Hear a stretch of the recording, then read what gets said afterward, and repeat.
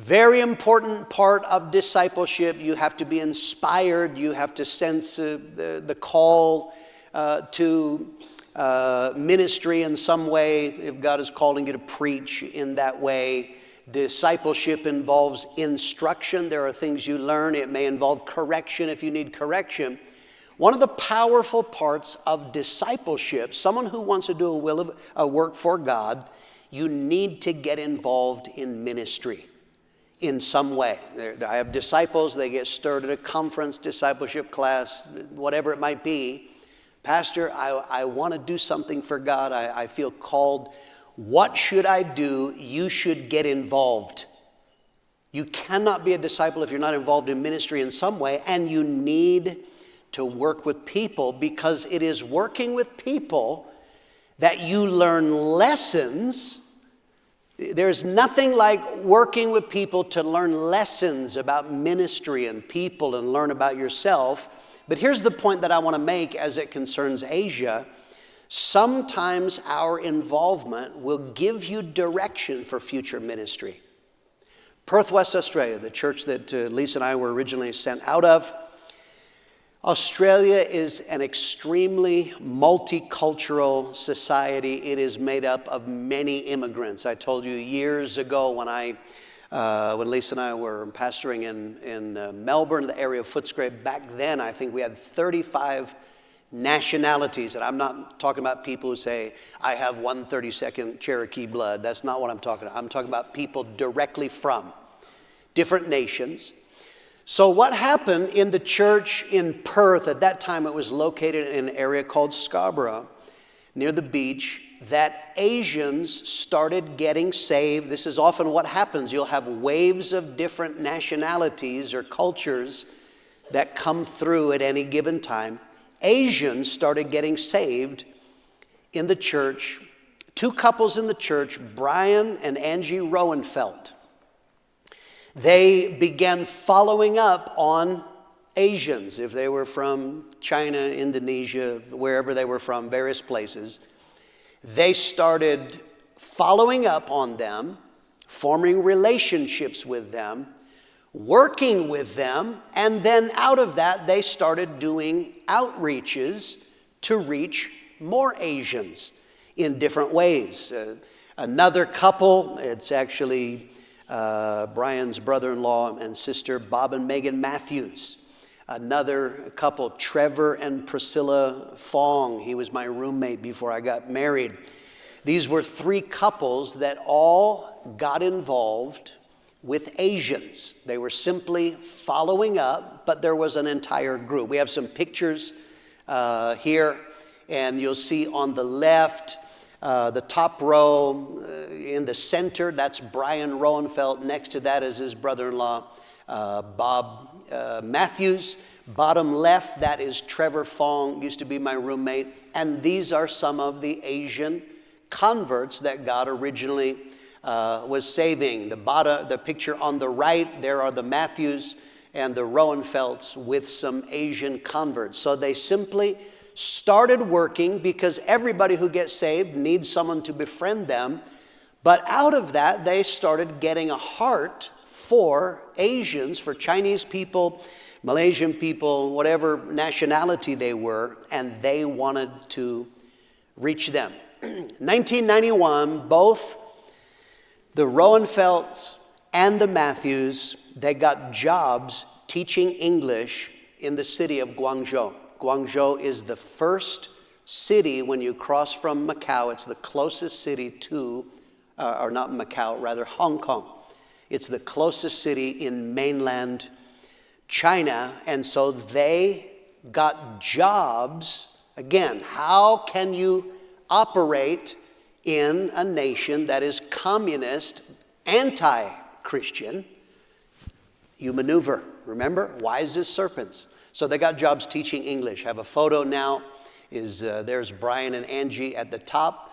These are some of their first converts that they got. So now they're teaching English, but using English as a way to preach the gospel now to communist Chinese. They got a group of converts. You see some of them there. They were there for 1 year only, and then Brian's contract to teach was canceled. I don't remember if that was actually because of his gospel work, but nonetheless, so this was his first foray into an Asian nation. It was in Guangzhou. Another Australian couple took over for a short time, and then ultimately a couple from Holland, Rene Brabants and his wife, took over that work that had been started initially by the Roenfelds and did a good job. The Brabants got a good solid group of people together in Guangzhou. It was small, but it was solid. Then another couple ultimately came and took over. Hank and Sanita Bruce came from Holland, and they took that church over in Guangzhou. And now that God began to really do something good, the church in Guangzhou began to do well. Someone from an area called Dongguan came through, I don't remember if they met him on the street or if it was a contact or a friend of someone in Guangzhou, but they came from Dongguan, which was 45 minutes away, and they got saved. And so now began asking, would you come to Dongguan and preach to my family and my friends? And so for quite some time, the Bruces were ministering in 2 churches at the same time. He would minister several times a week in Guangzhou. He would minister also in Dongguan. And in both cities, they began to grow and began to do well. Eventually, you can't do that forever. And another couple, Franz Smits and his wife, came and took the church in Dongguan. But it was in Guangzhou, that original church that the Roenfelds had pioneered. That is where our work in China really began to take off. Other people were pioneering, they were plowing, but in Guangzhou, this Dutch couple, they did very, very good. And the most important part of them being there, everywhere we go to start a work, we are not there just to get people saved. We are not there just to build a church. We're there to make disciples. And that is especially, making disciples is the real key to reaching any nation, because that is ultimately the answer. If China has over 1 billion people, it would be impossible for us to send enough missionaries to reach the whole nation.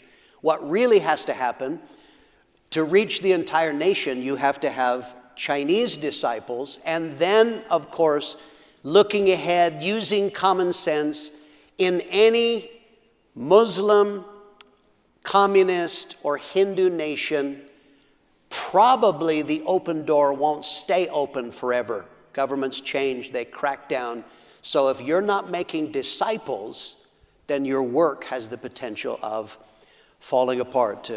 Bert and Gerda Flederes, they came and took the church from the Bruces and really did a fine job of making disciples. They started planting churches, and that was very powerful, planting the first Chinese couples out. That is an amazing work. Bart and Wilma Koiker, another Dutch couple, came and took over from the Fledereses. And then in America, Mark and Diana Crumpler, they went to China several times as well. So here's a lesson that I want to give you. That is, we must respond to open doors. So we have, and again, I'm weaving through all of these stories. How do we get churches in nations? That can be God speaks. God told Lisa and I told me to go to South Africa. That's one way. You have people that have a natural burden. I have family. I have a passport. I always wanted to go. But one of the things that happens is that in different nations, doors swing open. Doors that are shut because of law, because of politics, communism, religion, Islam or Hinduism, they shut doors. They keep Christianity out, but then politics change. the door opens, we must respond when God opens the door. 1 Corinthians 16:9. For a great and effective door has opened to me, and there are many adversaries. Okay, Paul is giving his approach to ministry. He says there's a great opportunity, an effectual or an effective door has been opened. So we operate through the principle of open doors. And that is especially true when you have a nation that was closed. When it opens, God requires us, we must respond to that. And we have to do it quickly because, again, common sense tells you doors that are open will not stay open forever. So the original works that I've described to you now, everyone who went into China up to this point, they all were operating in an atmosphere of strict control. This is different. Remember, wise as serpents. For some men, they chafe at this. They hate this aspect. In a communist nation, in a Hindu and a Muslim nation, it is not wise to approach preaching the gospel exactly like you do in America. In America, we're going to boldly preach. If they come and arrest us, we'll take them to court. We'll fight. By golly, this is our rights. That's not how it operates there. And so they teach English clubs. They have different methods to preach, but that was generally in an atmosphere of strict control, and you are very wise and aware of the government being against you. But then China changed. China's doors began to open. They relaxed their stance. Up until China was a closed nation, the Great Wall of China. That was actually symbolic. It's not just history. That was their symbolic stance towards outsiders. They fear outsiders, xenophobia. The fear of outsiders is how they operated. And so now the doors open. They relaxed this. As soon as we saw that the doors were open, we started sending in workers rapidly, multiples in the same conference, because we recognized it won't stay open. Let's hit it now. So what happened is now we could open new ground, new cities, new provinces, and we could make disciples in various different places. Now, I'm not going to, please, if you're watching this and you were a missionary that labored there, I'm not naming names deliberately because there are workers that want to keep going back and preaching, and I'm not going to show you modern photos. There are people right now, it would not be healthy for them if I show you all the photos and someday we let the communist police be able to track down everybody that is there. But I recognize there were workers, many workers from the United States, from England, from Australia, from Holland. There were people that we were sending as many as possible, actually as fast as possible, and they, with the goal of making disciples. A wise missionary is one who knows, I am here. I've got to make disciples because I might not be here forever. Doors that were open, then later on they started swinging shut again. In various places, the government began to crack down. And this is what would happen. In many of our places, they may have met in a dozen different church buildings because they would rent one, the police would finally catch on, come and crack down on them, and it is so densely packed they would move a distance away, rent again until the police would crack down. They just kept moving, and there are churches that they've probably had a dozen buildings or even more because of that. So what started happening is they would crack down. Some of our missionaries got deported. As they would get deported Fortunately, disciples were being made, whether that was in their church or the main church in Guangzhou, Dongguan, had made disciples. And so Chinese workers started taking over these established churches. And then in COVID, COVID was very frightening for the missionaries. We had to pay a lot of money to get our missionaries out as quickly as possible. COVID was weird for us in China. They were literally the police would come and put locks on the outside of somebody's apartment and lock them in. And so the ability to get food, Chinese people, now the xenophobia comes. In China, they were telling them it was the foreigners who brought COVID. I know some of you know where it really came from, but they said it was the foreigners, so who are they going to give food? Not foreigners. So it's actually very dangerous. Most of our missionaries had to leave during the COVID era. There were a few that were able to hold on. The Barchams were back by that time. He's a dentist, so he had a legitimate job and a reason to be there, but ultimately they had to leave anyway. So the Chinese were taking over. Some of the missionaries that left, there were not enough disciples, Chinese disciples, to take all the churches. So some of the pastors for several years kept on meeting with their church over Zoom. They would get up, whatever the time difference, they would preach over Zoom, and these people would watch them. But now what's happening? The door is swinging open again. And we are currently, you saw in the last conference, we sent 3 workers because I believe in the principle of open doors. We are going to send as many as we can, as fast as we can, knowing that it won't stay open. And hopefully every one of those men will make disciples, because that's how we're going to reach China. Right now, there are 24 churches in China, and 20 out of 24 are pastored by Chinese couples. And so that is a wonderful thing. Thank God. Let's talk about Malaysia. In Malaysia, we originally did some crusades, many in Africa, India, Malaysia, Philippines. How did we get in originally? We met church pastors and churches from outside of our fellowship. We went and preached for them, trying to get an open door. This is what we did. We have a trumpet report. Here is revival in Malaysia.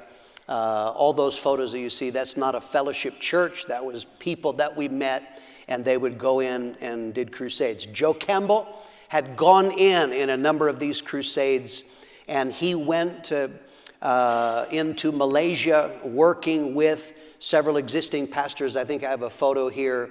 Somewhere in there is Joe Campbell preaching. I can't remember which exact photo. Oh, there he is, bottom left corner. I believe that's Joe Campbell preaching. And so ultimately God spoke to Joe Campbell, you're going to be in Malaysia.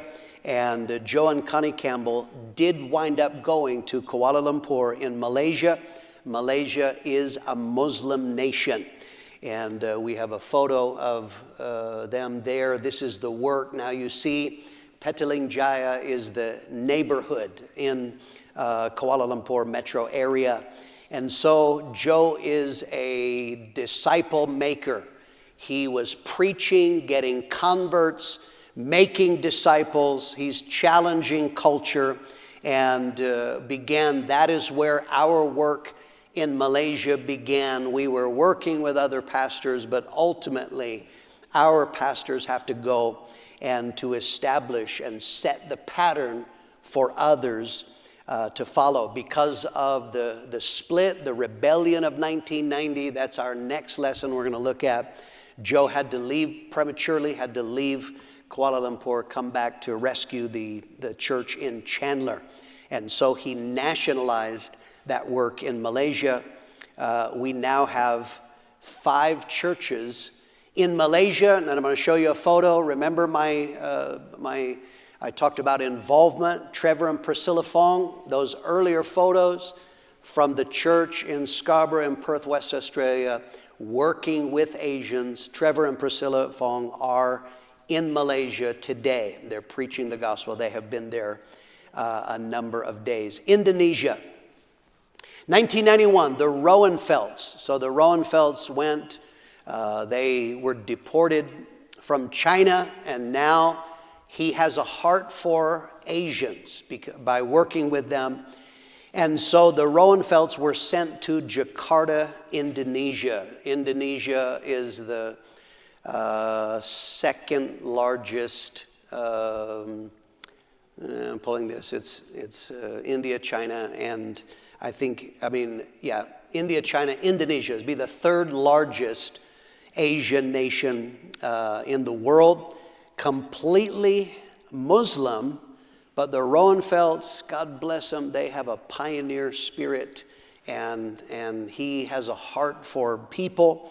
They were able to build a work, we've got a photo here, able to build a work of about 100 people by the time that they had to leave. They had numbers of other workers came in from Australia originally. Craig and Helen Newton, these are people that Lisa and I went to church with. This is their work.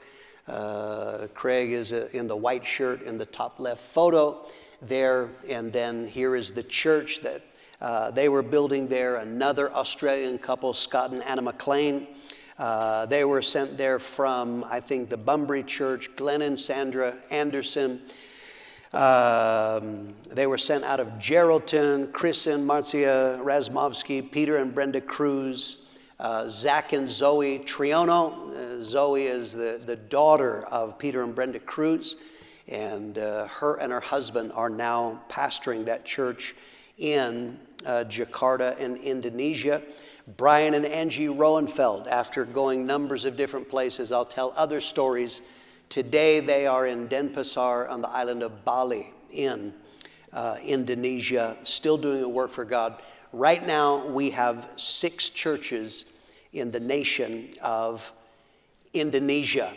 Nepal, the nation of Nepal. My wife's brother, Lisa's brother Carl, in Perth, West Australia, a man came into the church and got saved. He was from Nepal. And later his sister came for a visit, and suddenly from across the Bible study their eyes met, and Carl and Gita fell in love. Carl married a Nepalese girl named Gita. I have a photo. Try the next one, see if I have it. No, I got my photos out of order. I don't know which one that one is. And go one more forward. There you go. That's the photo I was looking for. That is Lisa's brother. Carl. Gita is Nepalese, and these are their 2 children. But because they were saved, here is one of the ways that we get new churches. Now, some of the family are saved in Australia, but they began to pray, God, we need a fellowship church in Nepal. And many times we have churches, this is how they come about. This was true, I told you, in the East Coast, in Massachusetts. Some of those works began because people were praying for the place where they're from. This is what happened. Gita and her family were praying for the work, or there to be a work opened in Nepal, and this is what happened. In a conference, Mike and Yolanda Stamper were very stirred. Again, I'm telling you the different ways that churches come about. Some people, God speaks to them a place. He came to me and said, I am very stirred. He told Pastor Mitchell and myself, I'm stirred, but I have no direction where. I'm willing to go anywhere. And knowing that Gita and the family were interested in there being a church in Nepal, I naturally had a church or an interest as well. And I said, what about Kathmandu, Nepal? And so they responded, and this is exactly what happened. Is Mike and Yolanda Stamper went to Kathmandu, Nepal. They were the first workers there. Go to the next picture. It appears I have them out of order. I think that's actually Indonesia. That's a photo of the Roenfelds. Go to the next one. There we go. Here is early days of the work in Kathmandu, Nepal. I think that is If I remember right, that's the first building. The top left, that's the first building. All of those you see on the front row, those are Gita's family. My sister-in-law's family, that's them on the front row, is they now came into the church. They became instrumental. At the bottom left, there is a street outreach that they're doing on the street. Top right, if I remember, that is the second building now. And you can see that God began to do a work there. And this is what happened. Next photo.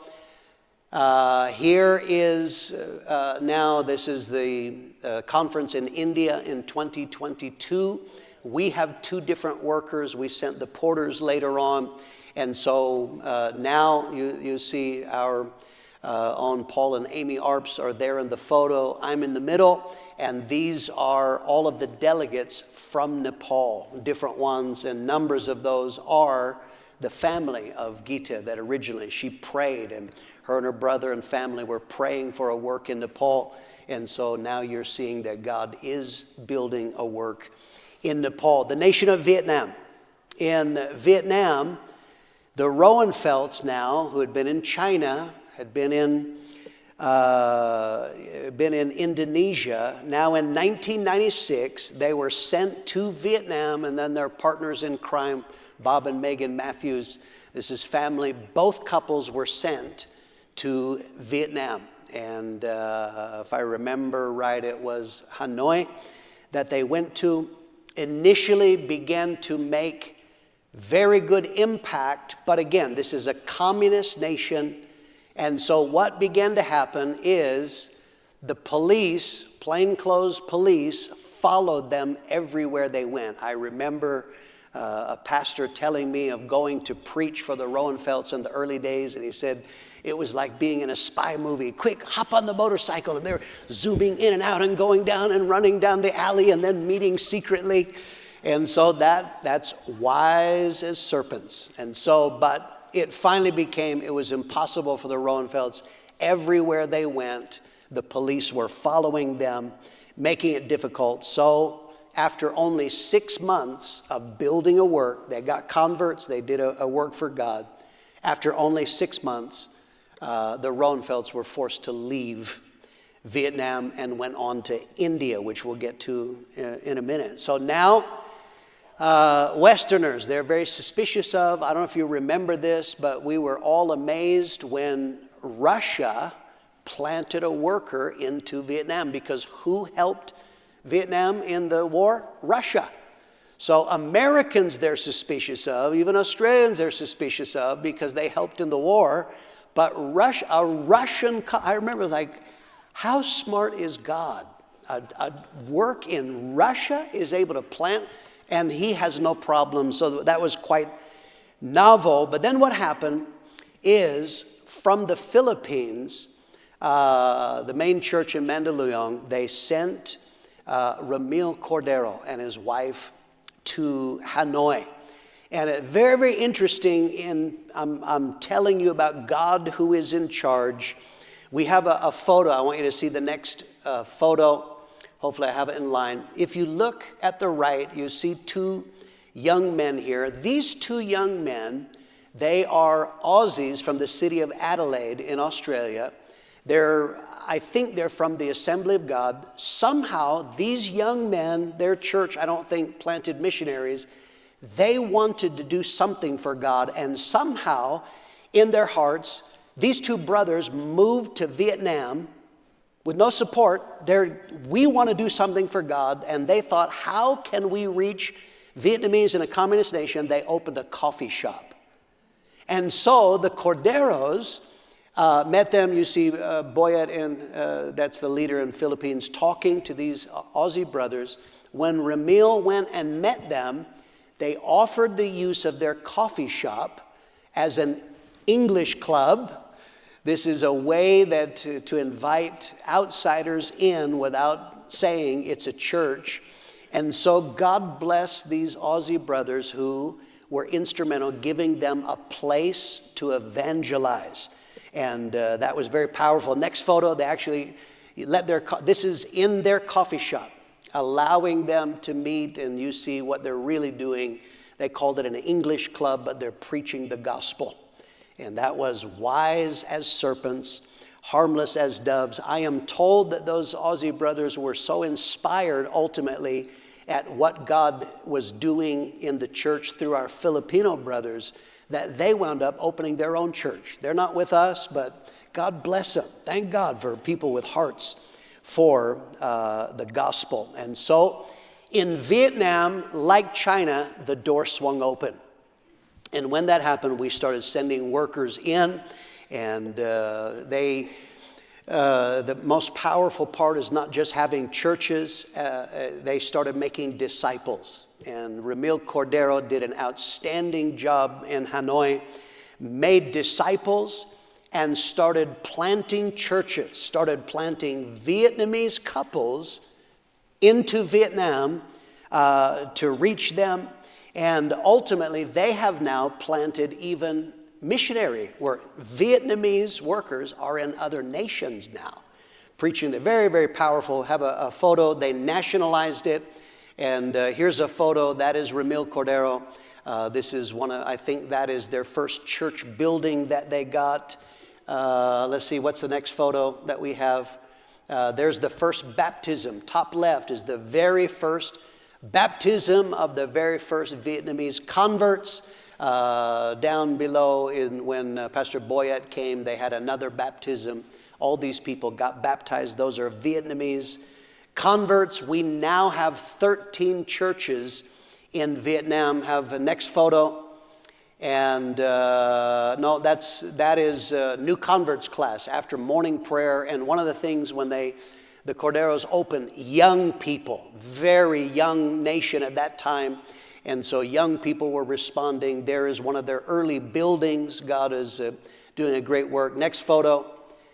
Here is a church. Bottom right is laying hands on Brother Dui and his wife who took over. And they are now the national leaders. They pastor that church. They are the national leaders in Vietnam, which is our ultimate goal. But that door is still open. We are sending workers. We support a work out of Prescott to T.J. Horta and his wife. We support them in the city of Da Nang in Vietnam. India. A man was sent from Kenya to India. He lacked character. He had all kinds of problems that I won't go into. So he had to go back in shame to Kenya. The Roenfelds, for a while there, we didn't play Where's Waldo? We played Where's Brian Roenfeld? He's somewhere in the world. And Brian and Angie, God bless them, they moved around, went to India now. And they went to Aurangabad in India, where this man from Kenya was supposed to be building a church. We have a photo of Brian, and there is Brian. And these are some of the people in Aurangabad. But he discovered, he said, this church is nothing like our fellowship. It was kind of religious people. So he went and scouted the city of Bangalore, that he heard they speak more English there. And he was the first one to scout in the city of Bangalore. Something happened. Joe Campbell was in a restaurant in Malaysia in 1988, and he said all of the waiters were young Indian men, hardworking men from India that had come over for an opportunity. And God did something. He wasn't looking at waiters. He saw the potential. He said, if I had 100 men like that dedicated to the gospel, we could reach India. So God put it in Pastor Campbell's heart, and he said, I want to reach India. Chandler launched the first real full-time work into India. The Roenfelds were only there a short time. His wife was having twin babies and health problems, and they had to leave in a very rapid amount of time. But Ashkar and Linda Gafoor were sent out of the Chandler Conference to the city of Bangalore, where they began to build a good work. Later, Dan and Monica Rubianis took over that work. We have some photos from the early days, and here is various crusade at the top and middle, early outreach on the right, and there is the church on the left. They began to build this work in Bangalore. And then out of India, again, our goal is not simply building churches, it's making disciples, planting churches. From India, they began planting churches. And we have some photos here.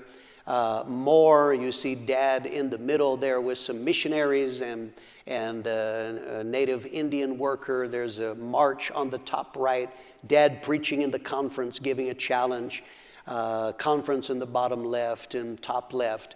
But this was a conference, and they started planting churches. We nationalized the work there, and Paki and Samantha Raj took over there. Now the national leaders in India doing a great job.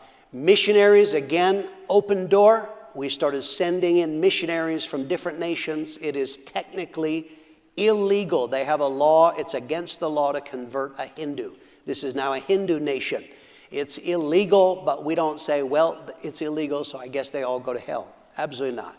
Wise as serpents, harmless as doves. Sometimes there's trouble. You got to be wise about it.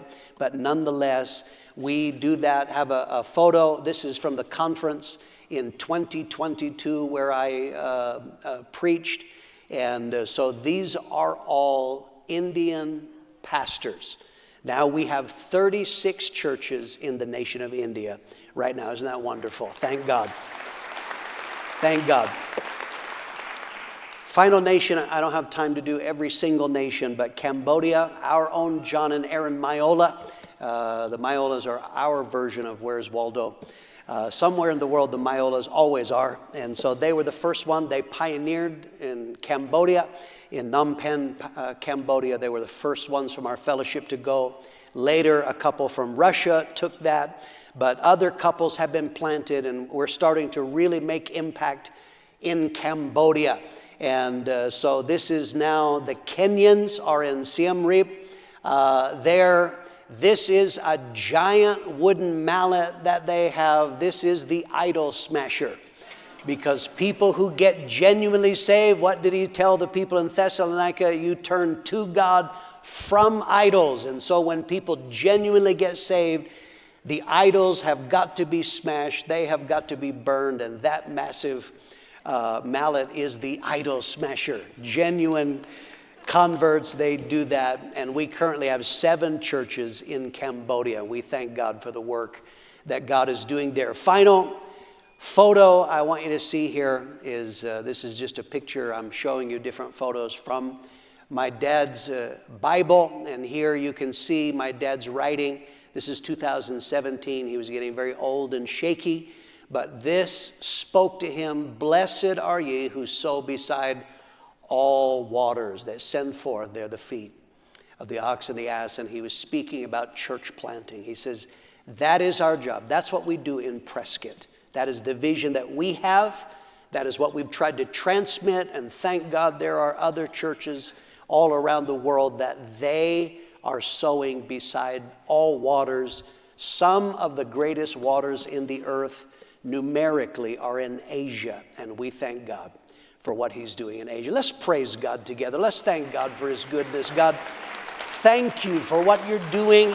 And thank you that you allow us to be a part of this. And thank God. And I'm very grateful.